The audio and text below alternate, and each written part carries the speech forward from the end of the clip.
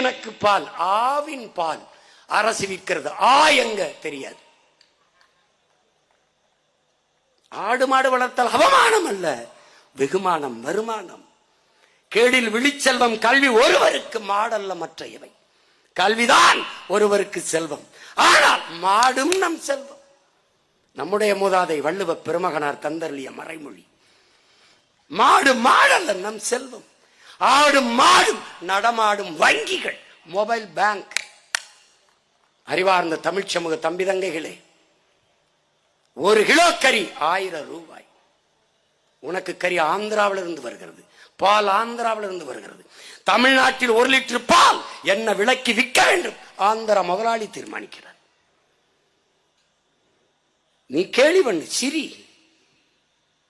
ஒரு நாள் பார், என் தலைவன் கண்ட கனவை அவன் பிள்ளைகள், அவன் தம்பி நிறைவேற்றி காட்டுகிறான்.